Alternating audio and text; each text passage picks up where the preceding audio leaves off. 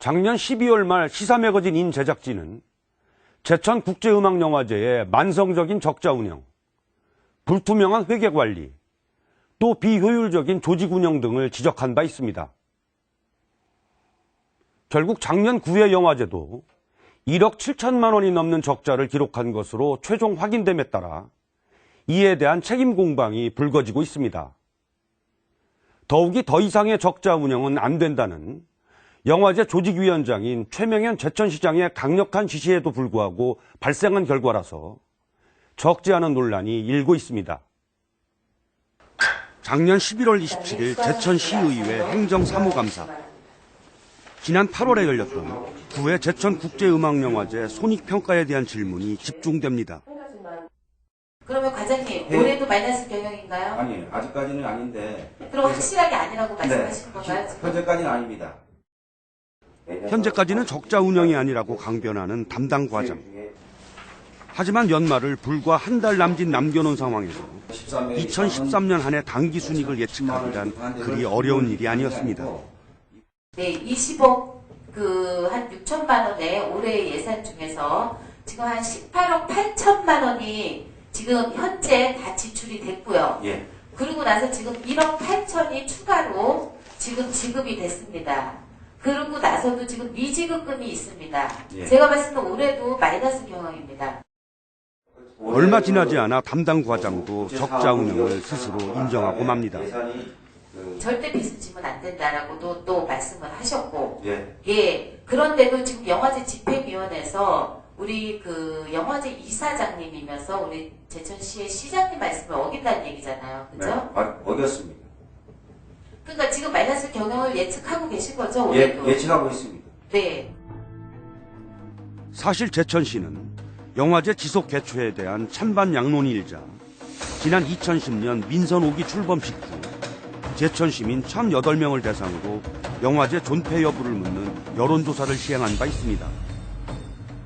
그 결과 영화제를 존속시켜야 한다는 의견이 50%가 넘게 나오자 흔쾌하지는 않았지만 매년 영화제 개최를 이어오고 있습니다. 하지만 문제는 만성적자. 연간 제천 시비와 도비 10수억 원을 보조하고도 매년 적자에 시달려온 것입니다.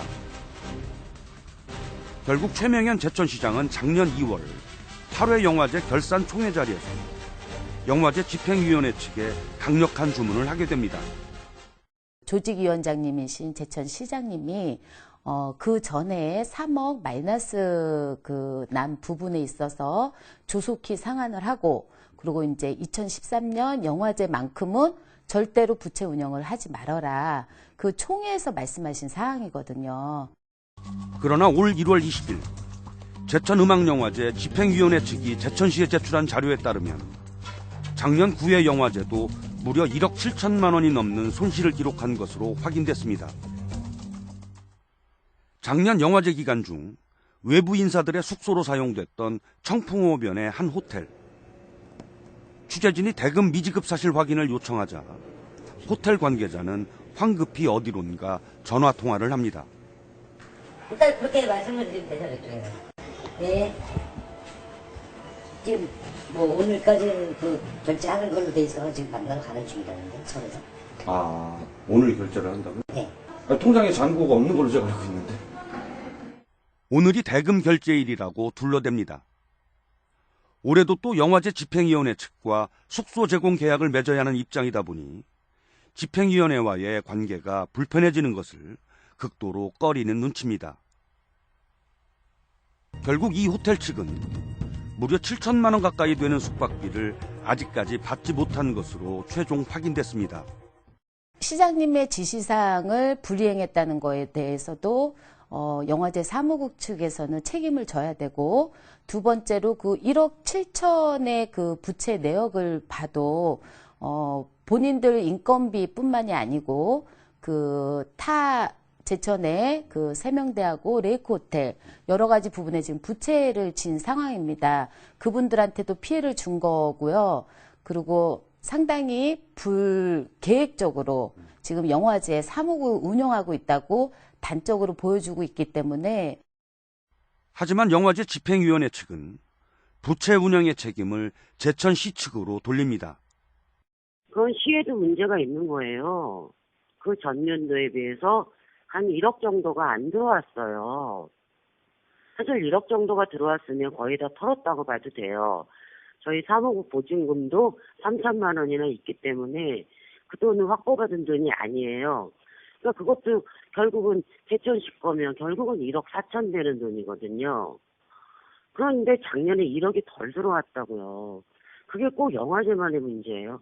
그렇다고 그걸 예측을 못하고 하다가 또 프로그램이나 이런 것들을 안 되겠다, 큰일 났다 이러면서 다 줄일 수도 없었고.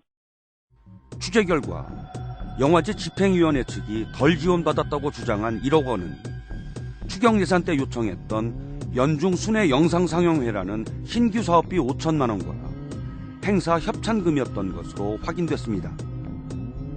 그렇다면 어차피 신규 사업은 예산이 없어 진행하지 않은 것이고 기업체 행사 협찬은 영화제 집행위원회의 몫이라고 봤을 때 덜 지원받은 1억 원 때문에 영화제 운영 손실의 책임을 제천시 측에 돌리는 것은 선뜻 납득이 가질 않습니다. 그러면 작년에 발생한 부채는 어떻게 처리되는 것일까? 작년 11월 제천시의회 행정사무감사 자리, 제천음악영화제 담당 부서장은 만일 구회 영화제 운영으로 적자가 발생할 경우 영화제 사무국 회계 담당자 2명의 신원보증보험증권 집행으로 손실을 해결하겠다는 입장을 분명히 했습니다. 12월 30일 정산을 받아봐야 알겠지만 만일에 정산이 마이너스 될 경우에는 그걸 염려해서 사무국장하고 회계팀장의 그 보증보험을 끊어놨습니다. 보증보험 얼마짜리 끊어? 1억짜리 2개 끊어놨습니다. 그럼 사고 처리돼갖고 보증보험 받으면은 담당 공무원 징계 안 먹습니까? 일단은 영화제 측에서 그 집행을 잘못했기 때문에 사무국장하고 회계팀장에 대해서 각각 1억씩 보증보험에 해서 그걸 처리할 계획을 갖고 있습니다. 하지만 올 초 인사이동으로 새로 임명된 주무부서장의 판단은 달랐습니다. 어떤 보상을 하는 손해의 범위를 보니까 그 제6조에 있는 걸 보니까 진짜 어떤 명확한 그 불법 행위로 인한 직접적인 손해에 대해서만 그 보증보험에서 해준다 이렇게 돼 있더라고요. 그러면 결국은 집행을 못한다고 결론을 내리신 거예요? 지금? 현실적으로 좀 어렵다고 저희가 그래 보고 있습니다. 신원보증보험 약관입니다. 약관 6조에는 손해보상의 범위를 피보험자의 절도, 강도, 사기, 횡령 또는 배임 등의 이유로 인한 손실로 국한하고 있습니다. 명백한 범법 행위가 아니고서는 신원보증보험증권 집행이 불가능하다는 얘기입니다. 그렇다면 작년 제천시의회 행정사무감사 자리에서 영화제 사무국 회계 담당자들이 가입한 신원보증보험증권을 집행해서 부채를 해결하겠다던 당시 문화예술과장의 호언장담은 어찌 된 것일까? 그때 그 당시에 그래가지고 그 팀장한테 네. 변호사를 좀 만나라. 네. 내가 그 실무팀장이 아니고 이제 그 실무팀장에서 이제 그 과장으로 있으니까 내가 그걸 맨날 일 못 보니까 이제 실무팀장한테 그거에 대해서 네. 내가 그 보증보험을 들어놔라고 지시를 했으니까 네. 그걸 법률 검토를 해라. 그랬더니 법률 검토를 아마 그 담당자가 아마 2번 했을 것 같아요. 그때 당시에. 해가지고 가능합니다. 그러더라고요. 팀장이.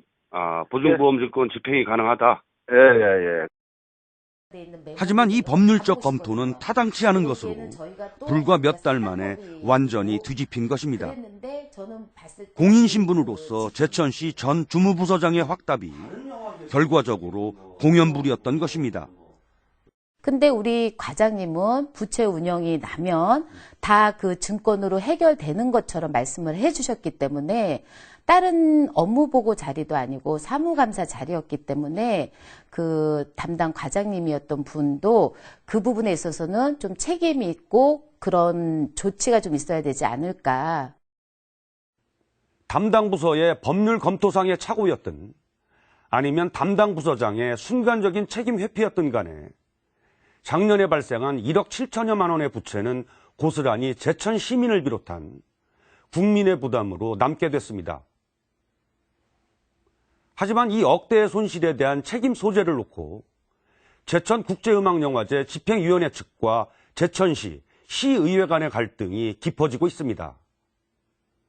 그런데 이 같은 문제는 사단법인 제천국제음악영화제의 비정상적인 조직운영 탓이라는 지적이 제기되고 있습니다. 제천음악영화제의 구조적인 문제점을 정리했습니다.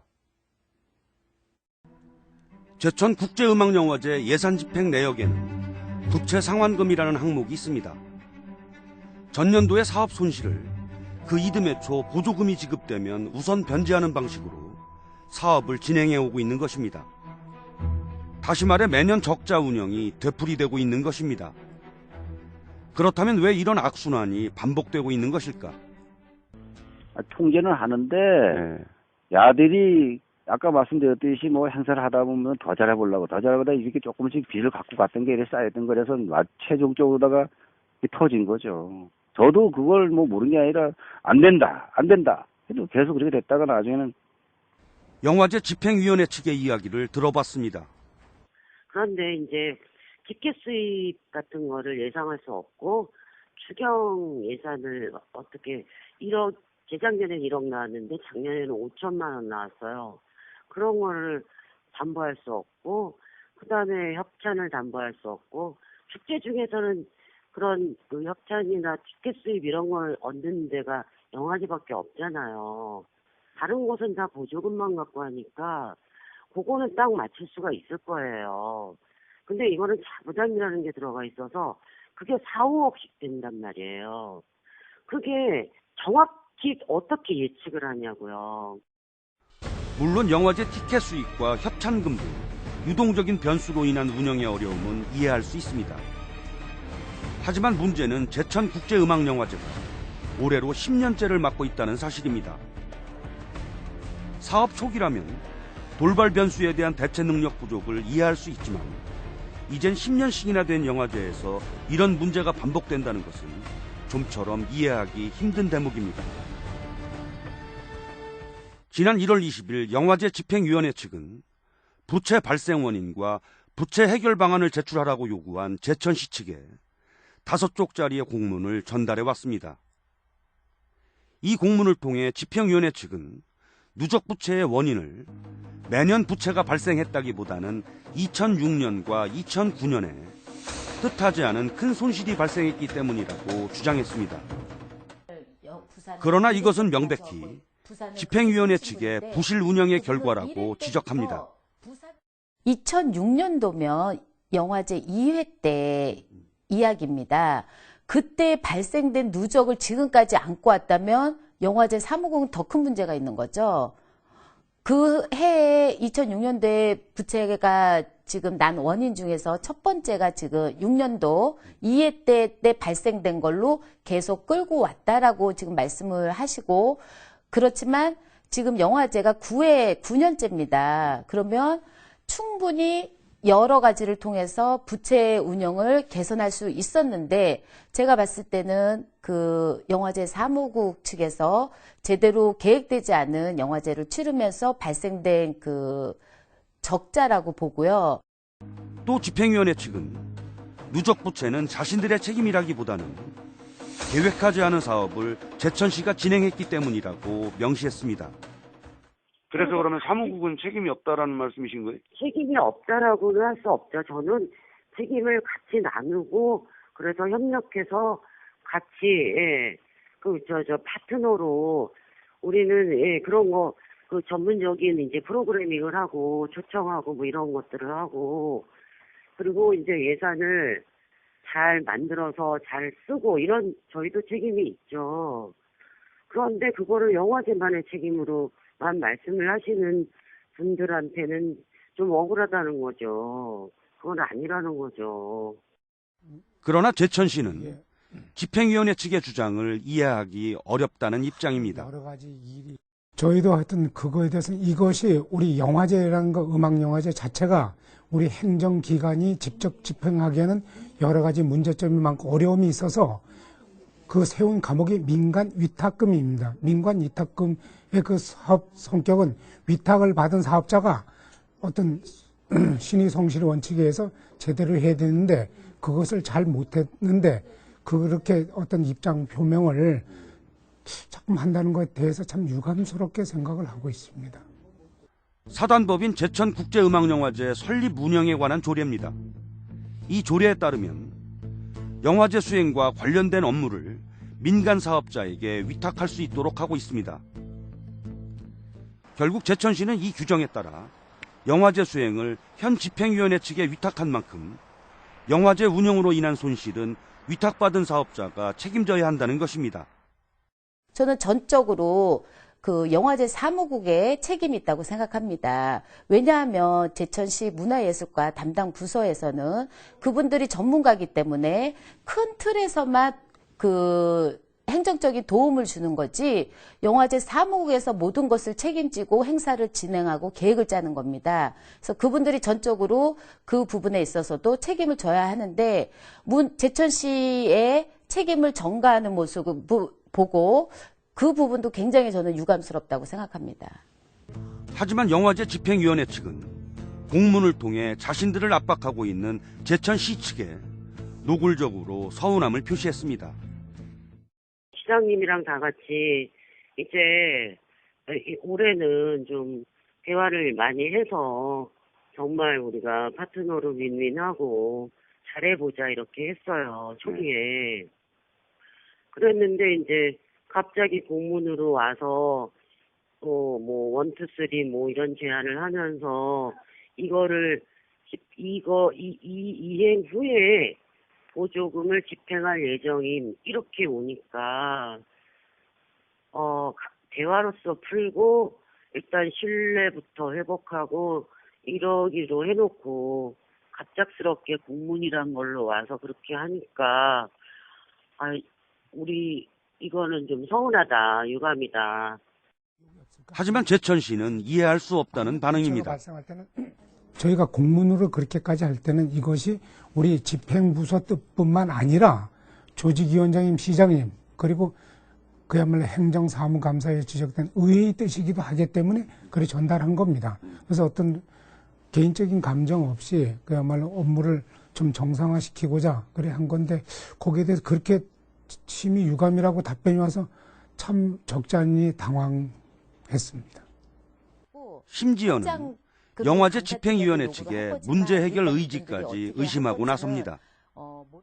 그 영화제 사무국 측에서 공문에 의해서 유감스럽다고 표현하는 것 자체가 문제가 있어서 개선할 이행 방법들을 제출하라고 했는데 그 문제점을 개선할 의지가 있으면 그렇게 표현을 하겠습니까? 저희가 봤을 때는 개선할 의지가 없지 않나. 또 김 의원은 방만한 사무국 운영을 감시하고 예산 지출을 줄이기 위해서는 서울 사무국을 제천으로 이전해야 한다고 주장합니다. 제천국제음악영화제 설립 운영 및 지원에 관한 조례에 따르면 영화제 집행에 필요한 주사무소는 제천시 관내에 두고 필요한 경우 다른 지역에 지부를 설치하도록 돼 있습니다. 하지만 제천국제음악영화제 집행위원회 측은 제천시 조례를 어겨가면서까지 9년이 넘도록 서울 사무국을 운영하고 있습니다. 이 사무실은 보증금 3천만 원에 월 280만 원, 연간 3,300만 원이 넘는 금액이 임차료로 지출되고 있습니다. 이 같은 사실이 도마 위에 오르자 작년 2월부터는 제천 사무소를 운영하고 있습니다. 하지만 근무 인력은 단 1명. 사무실 운영 자체가 유명무실한 상태입니다. 영화제 집행위원회 측은 작년 12월 취재 과정에서 이렇듯 서울 사무국을 고집하는 이유를 서면으로 밝혀왔습니다. 영화제 상영작 섭외나 영화 관계자 초청 등의 업무를 수행하기 위해서는 어쩔 수 없이 서울 지역에 사무실을 둘 수밖에 없다는 것입니다. 취재진은 타 지역 영화제의 사례를 확인해봤습니다. 일단은 전주 사무소가 기본 베이스로서 중심적인 업무는 다 담당하고요. 예를 들면은 뭐 기획 운영, 회계 행정, 뭐 사업, 초청 등을 담당하고요. 일단 서울 사무소는 서울 이하에만 가능한 팀, 그러니까 프로그램 팀이나 홍보팀의 일부가 서울 사무소에 있습니다. 영화제 전반을 관장하는 운영, 회계, 기획 등 8개 부서는 전주 메인 사무처에 두고 프로그램팀이나 홍보팀 등 4개 부서는 서울 사무소에 상주시키고 있습니다. 제천국제음악영화제와는 상당한 차이가 있습니다. 하지만 업무 특성상 서울에 사무국을 둘 수밖에 없다던 제천음악영화제 집행위원회 측은 이번에는 예산 탓을 합니다. 보통 13개 팀에서 15개 팀이 있어요. 근데 그 전주나 부산은 예산이 되기 때문에 13개, 15팀이 다 상근자예요. 그러니까 서울에서 활동할 사람은 그 업무적으로요, 그걸 나누는 거예요. 그래서 전주에 있는 사람이 있고 서울에 있는 사람이 있어요. 근데 우리는 아직 전부 전 팀을 상근으로 할 만큼 예산이 없어요. 그러니까 우리는 지금 일부만 상근이에요. 팀 중에. 그러니까 이 팀 중에 지금 제천에 내려가서 하면 거의 매일 출장을 와야 돼요. 그렇다면 전주국제영화제 측은 언제부터 전주 메인 사무처와 서울 사무소를 병행 운영해 왔을까? 그러니까 2000년 당시 처음부터 제1회 영화제를 시작할 때부터 전주 사무소와 서울 사무소는 분리돼서 운영되고 있었고요. 현재까지 계속 같은 방법으로 운영되고 있습니다. 제1회 전주국제영화제 예산은 20억 남짓. 현재 제천음악영화제와 비슷한 수준입니다. 비슷한 규모의 예산으로 처음부터 전주와 서울 사무소를 동시 운영했던 전주국제영화제를 볼 때 지역과 서울 사무소의 병행 운영은 예산이 아니라 결국 의지의 문제였던 것입니다. 제천영화제 집행위원회가 메인 사무소 제천 이전을 꺼리는 이유는 또 있습니다. 제천영화제 집행위원회 측은 공문을 통해 제천으로 주사무소를 이전할 경우 연간 1,200만 원의 출장비가 발생할 것이라고 주장합니다. 하지만 이 역시 설득력이 떨어진다는 지적입니다. 특히나 관련 부처도 문광부가 가장 중요한데요. 거기도 지금 세종시로 옮겼습니다. 그렇기 때문에 이분들의 주장에 저는 안 오려는 핑계지 않나.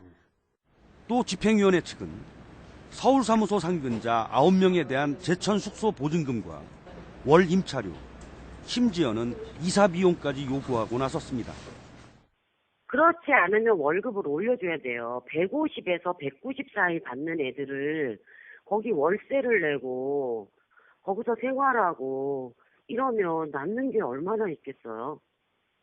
이렇게 집행위원회 측이 서울 상근자들의 제천 이주 비용으로 요구한 금액은 모두 7,900만 원. 하지만 제천시 측은 어림없는 이야기라고 일축합니다. 그건 전혀 맞지 않다고 생각하고 저희가 수용할 의사는 전혀 없습니다. 이렇듯 정작 지역의 축제지만 서울 중심의 활동이 주를 이루고 있기 때문에 제천 지역민들의 관심과 호응은 떨어질 수밖에 없다는 지적입니다. 특히 지역의 청년 일자리 창출 면에서 제천음악영화제 집행위에 대한 불만은 극에 달해 있었습니다. 올해로 15년째를 맡고 있는 전주국제영화제. 전주영화제 집행위원회 측은 영화제 기간을 전후로 해서 매년 50명 이상의 중단기 스태프들을 고용하고 있습니다. 하지만 지역의 고용 창출과 전문 인력 양성을 위한 별도의 규정이 있었습니다.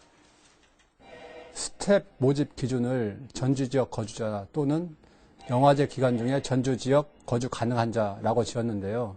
그 이유는 처음에는 당장은 이제 실리적으로 예산 문제, 뭐 어떤 숙박 체류 문제 이런 부분이 있겠지만 장기적인 포석으로 본다면은 지역 문화와 어떤 그 영화제 문화와의 어떤 규환 문제랄지 또 두 번째는 어떤 그 지역 인력들을 좀 영화 인력화 시키는데 양성화 시키는데 좀 기여하고자 이런 전략을 쓰게 됐습니다.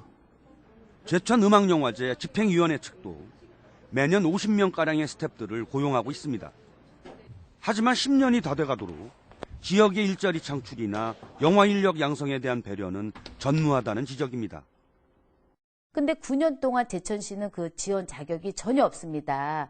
오히려 단기 스태프들이 서울이나 뭐 이런 데서 한 50명 정도가 내려오는데 그분들 숙박비까지 저희가 영화제 예산에서 지금 다 처리를 하고 있거든요. 근데 제가 여러 가지 일자리 면에서 시정 질문을 할 때 청년들을 만나보니까 제천에서는 경험을 쌓아서 스펙이 될 만한 그런 곳도 많지 않고 아르바이트 할 만한 데도 많지 않아서 어려움이 많다.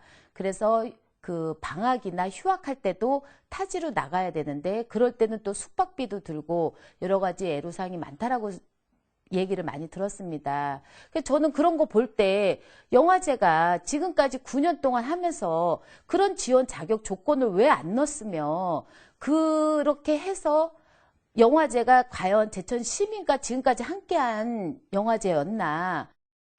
이렇듯 지역민과 호흡하지 못하고 또 여기에 제천시나 의회 측과 갈등의 골이 깊어지면서 제천음악영화제 사무국에 대한 신뢰는 땅에 떨어진 상태입니다. 제천 시민이 내고 국민이 내는 세금으로 운영하는 우리 영화제 사무국이 시민의 한 사람으로서 또 여러 분의 목소리가 개선을 해야 된다라고 얘기를 하면 당연히 담당 부서랑 의논하고 해서 개선의 의지를 보여야 되는데 그런 의지들이 없습니다. 저는 전혀 이해할 수 없고요. 그러고 올해 10회째 영화제를 치른다고 지금 하고 있는데 그런 부분에 있어서도 과연 앞으로 영화제가 잘할 수 있을까? 그런 자세로 우리 담당 부서하고도 협의가 안 되고 그분들 주장만 지금 요구를 하고 있거든요. 저는 전혀 이해를 할 수가 없습니다. 이처럼 제천영화제 집행위원회 측의 이해할 수 없는 행보 속에는 그간 제천시 측의 통제불능도 한몫했다는 지적입니다. 제작진은 제천시 측에 매 회계연도별 단기 손익계산서를 요구했습니다. 하지만 누적부채 금액만 확인될 뿐 지난 9년간의 회계연도별 손익계산서는 단 하나도 없었습니다.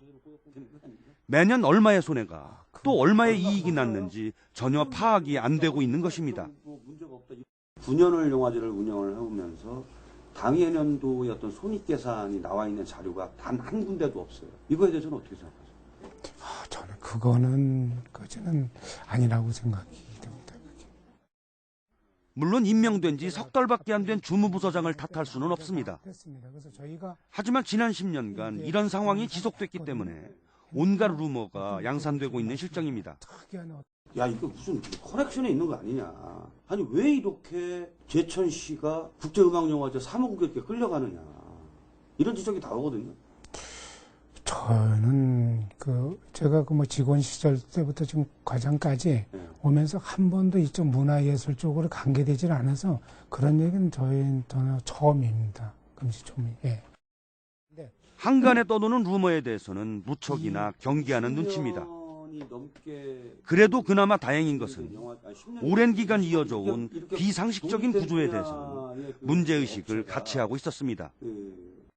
이게 진짜 한 10년을 내려온 구조적인 문제를 지금 제가 이 시점에서 어떻게 명쾌하게 풀어내기가 참 어려운 점은 있지만 계속 그 어떤 해법을 찾고는 있는 것 분명합니다. 영화제 집행위원회 측은 자신들의 개인적인 역량을 통한 비용 절감으로 인건비 이상의 충분한 역할을 하고 있다고 주장합니다. 그런데 이런 주장을 제천시 측은 괜한 공치사라고 잘라 말합니다.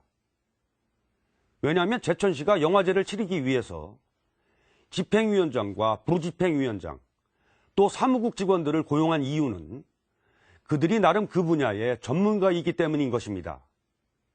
이 얘기는 다시 말해 그들이 개인적인 역량을 통해 비용을 절감하고 영화제를 성공리에 치르는 것은 제천시 입장에서는 지극히 당연한 것이라는 얘기입니다. 제천시의회 측은 사단법인 제천국제음악영화제에 대한 전면적인 감사를 요구하고 나섰습니다. 제천국제음악영화제가 한 단계 더 성숙하기 위해서는 반드시 대대적인 개혁과 쇄신이 필요한 시점이라는 얘기입니다.